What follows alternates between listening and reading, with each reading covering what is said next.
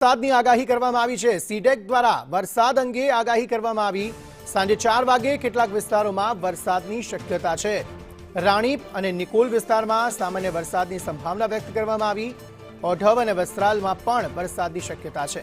થલતેજ અને બોડકદેવમાં ભારે વરસાદની આગાહી કરવામાં આવી છે। જોધપુર અને સરખેજ વિસ્તારમાં પણ વરસાદનું એલર્ટ અપાયું છે।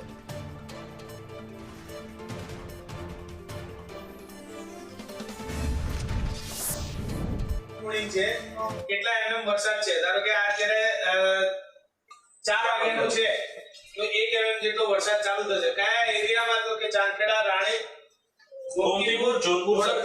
બોડકદેવ, જોધપુર અને સરખેજનો પાટ।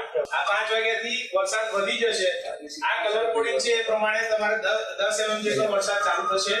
એ મેક્સિમમ હશે રાણીપ અને નિકોલ, ઓઢવ, વસ્ત્રાલ પાટ। ત્યાર પછીનો આપણે 7 વાગ્યાનું જોઈએ। 6 થી 7 વાગે અમદાવાદમાં 0, અમદાવાદમાં અત્યારે 0, સાંજે 7 વાગે। હવે 8 વાગે જોવા જઈએ તો વરસાદ પાછો પીક પર ચાલુ થશે। એમાં થલતેજ, બોડકદેવ અને પાટ, જોધપુર અને 9 વાગે પીક ચાલુ થશે। આના પ્રમાણે આપણે જોવા જઈએ તો 40 થી 80 એમએમ સુધી આગળ વધશે। એમાં મેજર જે વરસાદ છે થલતેજ, બોડકદેવ, જોધપુર, સરખેજ, વેજલપુર। પછી ધીરે ધીરે ઇન્ટેન્સિટી ઘટતી જાય છે જેમ જેમ રાઈટ સાઈડ પર 7 થી મેજર ચાલુ થશે।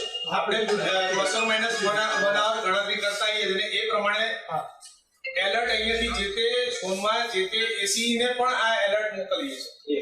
જેમ ગઈકાલ રાતના આપ લોકોએ માર્ક કર્યું કે નથી કર્યું ખબર નહીં, પણ અમારો અહીંથી મેસેજ જતો રહેલો હતો એટલે સ્ટાફ રોડ પર હતો। સવારે જે પાણી ભરવાની સમસ્યા કોઈને ધ્યાનમાં ન આવી એનું કારણ, મુખ્ય કારણ આ સિવાય કે અંડરપાસ બાકી બધે સ્ટાફ હાજર હતો, એટલા માટે આપણે આ ત્વરિત કામગીરી કરી શકીએ। આજે મુખ્યત્વે જોવા જઈએ તો 4 વાગ્યાથી 1 એમએમ થી વરસાદ શરૂ થશે। મહત્તમ અમારે 7 થી 9માં અનુમાનિત છે કે થલતેજ અને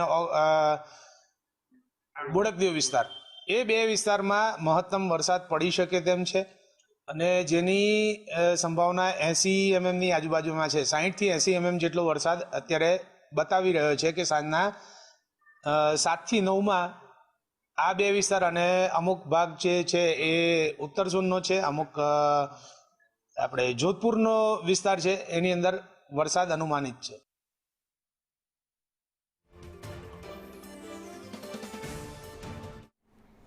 આ તરફ રાજુલામાં ધાતરવડી ડેમ 2ના દરવાજા